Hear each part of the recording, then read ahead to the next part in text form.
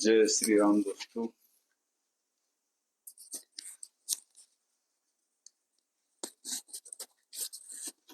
उम्मीद है कि आप बहुत अच्छी तरह स्वस्थ होंगे, हेल्दी होंगे और अपने जो डेली का रूटीन है उसको बहुत अच्छी तरह से परफॉर्म कर रहे होंगे। मुझे आशा है और विश्वास है कि आप सभी लोग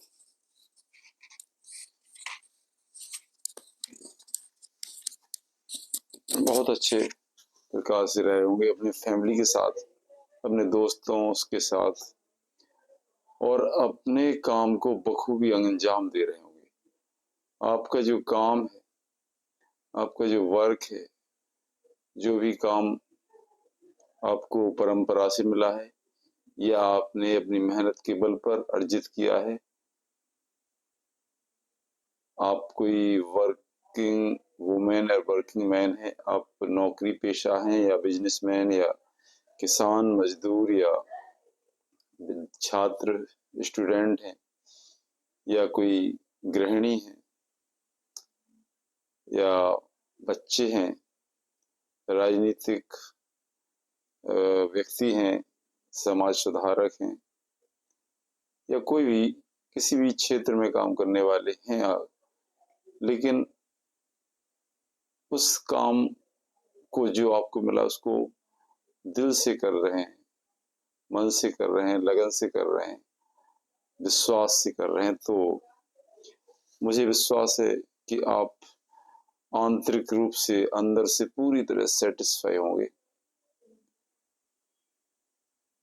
हाँ, पर ये जो कि मानवीय स्वभाव है कि वो कभी संतुष्ट नहीं होता। अपने काम को जो समझता है कि ये थोड़ा सा भी मेरे में कुछ मुझे कमी है, कुछ रिक्त है, कुछ लग रहा है, समथिंग इज लैगिंग, कुछ छूट रहा है।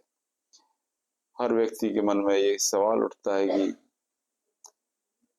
अभी मुझे कुछ और चाहिए। तो ये प्यास जो है, जो एक थ्रस्ट है, ये एक जीव का स्वभाव है। इसका मतलब है कि उसके पास जो है उसका उससे कोई मतलब हित साध नहीं सकता है। उसका जो स्वार्थ है या जो उसकी जो थ्रस्ट है, क्वेंच है, वो उससे पूरी नहीं होगी। तो विश्व के लगभग 99.99% लोगों के मन में संतोष नहीं है। इसका मतलब है कि जो भौतिक मटेरियलिस्टिक चीजें मिल रही हैं वो उसको सेटिस्फाई या संतोष नहीं दे पा रही हैं। इसका मतलब क्या है? तो क्या ये सारी उपलब्धियां, ये सारे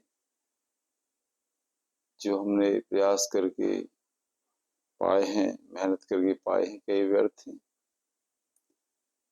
क्या फिर इनका कोई अस्तित्व में होना कोई मायना नहीं रखता? बहुत से सवाल।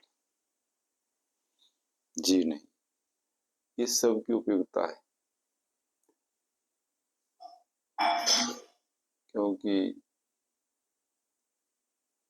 जीवन चलाने के लिए सबकी उपयोगिता है। कोई भी वस्तु व्यर्थ नहीं है, कोई व्यक्ति और वस्तु यूजलेस नहीं है। तो यूजलेस हर चीज का जो उपयोग है,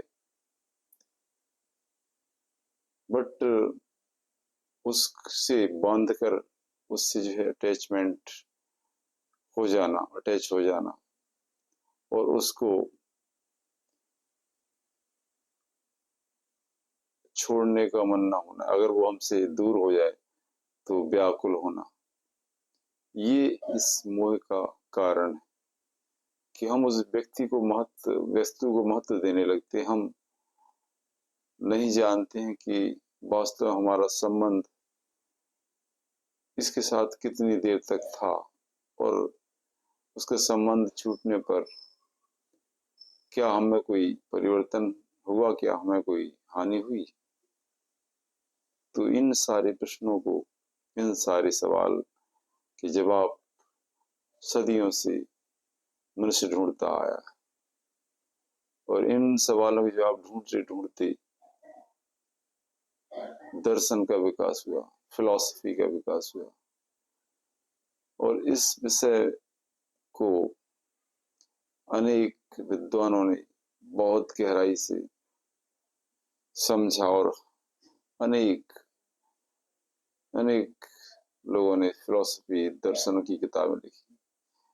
पश्चिम में तो इसके बाद जब दर्शन का विकास हुआ तो पश्चिम में कांट, हेगल इत्यादि बड़े बड़े दार्शनिक हुए, और उन्होंने फिर इसकी जो है ऐसी बाल की खाल निकाली, लेकिन फिर भी वो उस सत्य की ओर नहीं पहुंच सके जो सत्य हमारे भारतीय दार्शनिकों ने, ऋषि मुनियों ने पहले दे दिया था। क्योंकि मैं तो देखता हूं कि जहां भी कोई प्रश्न का उत्तर कोई महापुरुष ने दिया है तो उन उत्तरों को तो हमने पहले ही खोज लिया था, पहले ही सारी अन्वेषण हो चुका था, पहले ही खोज हो चुकी थी। तो जो किसी भी वैज्ञानिक ने, किसी भी दार्शनिक ने, किसी मनीषी ने जो बातें बाद में बताई, वो पहले ही ऑलरेडी हमें पता था।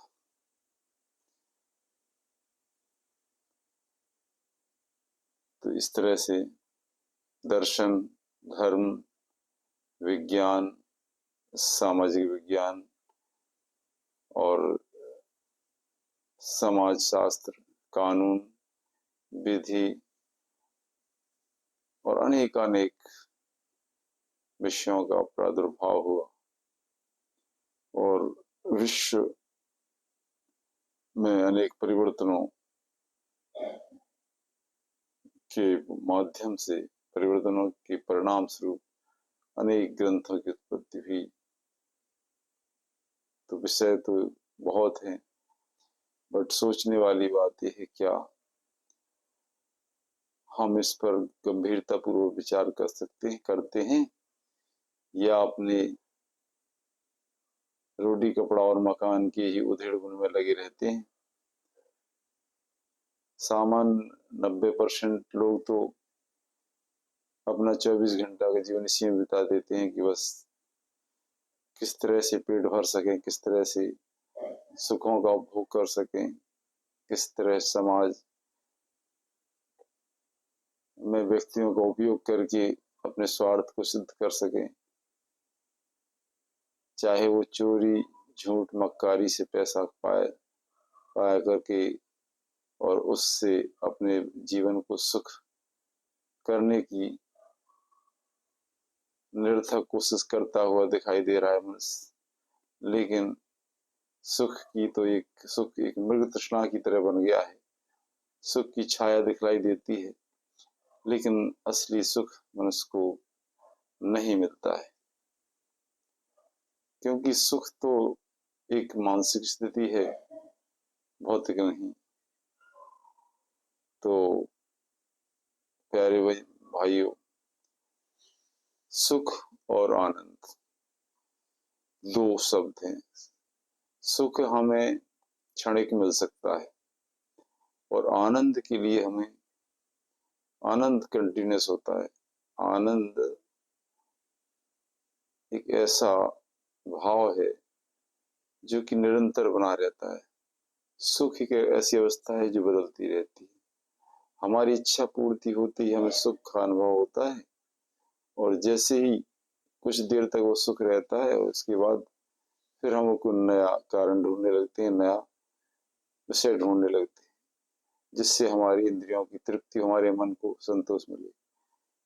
फिर कोई नई इच्छा पैदा कर ले तो उस इच्छा की पूर्ति में लग जाते हैं। उस इच्छा को पूरा करने में हम प्राणपण से लग जाते हैं, जी जान से लग जाते हैं, और इसको कहते हैं कि हम बहुत प्रगतिशील हैं और हम अपने जीवन को सार्थक कर रहे हैं। जीवन की सार्थकता इसी में समझते हैं कि बस कुछ इच्छाएं पैदा हुई, उनको पूर्ति करने में ही पूरे मनयोग से लग जाना, कर्मंड हो जाना, कर्म करते जाना, और उसको कर्म ही पूजा का नाम दे करके बस पैसा कमाने की मशीन बन जाना। और ये बेवकूफ़ी की बात, मतलब जो ये कर्म ही पूजा को एक अलग ही तरीके से कहा गया था कि कर्म करो, फल की इच्छा न करो, उसको अर्पण करके भगवान को कर्म करना, उसको कर्म ही पूजा। लेकिन नास्तिकों ने, बेवकूफ़ों ने उस महान वाक्य को ऐसी दुर्गति की कि कोई शराब, जुआ खेल रहा है, चोरी करने वाला, व्यभिचारी, और केवल अपनी उदर पूर्ति में लगा रहने के लिए दिन रात बैल की तरह जुते रहने के कारण, और वो उस कर्म को पूजा बता रहा है। वो किसी को सीख देने वाला, अगर कोई एक बहुत मनीषी है जो केवल अपने अध्यात्म चिंतन में लगा है, कुछ कर रहा है अपने साधना, तो वो कहेगा भैया तुम तो निठल्ले बैठे हो, मुझे देखो मैं कितना काम करता हूँ 24 घंटे, क्योंकि कहा है कर्म ही पूजा है। तो इस तरह से जो आदर्श वाक्य थे, और उनका जो है क्या हाल इन बेवकूफ़ों ने कर दिया। तो इसी तरह कोई कहे कि आत्मा तो अमर है, और किसी का मर्डर कर दे कि भैया मैं तो आत्मा को तो मारा नहीं, और उस हत्या को जायज ठहराने के लिए अपने शास्त्रों के इन वाक्यों का उदाहरण दे करके अपने आप को बचाए, ये कितना कुतर्क की बात है। तो इसी तरह जब मनुष्य का हृदय पवित्र नहीं होता है, तो वो जब किसी ग्रंथ को पढ़ लेता है, गीता जैसे, तो उसमें केवल उसे कुछ समझ नहीं आता, वो अपने जो स्वार्थमय जीवन जिया उसको ढाल बनाने के लिए उन शब्दों का सहारा लेता है। तो भाइयों बंधुओं, हम अगर जब तक अपने मन को पवित्र नहीं करेंगे, जब तक हम अपने विचारों को पवित्र नहीं करेंगे, जब तक हमने क्रियाओं को पवित्र नहीं करेंगे, तब तक कितने ही ग्रंथ पढ़ लो, कितने ही उपदेश सुन लो, सबका ही गलत अर्थ निकालेंगे।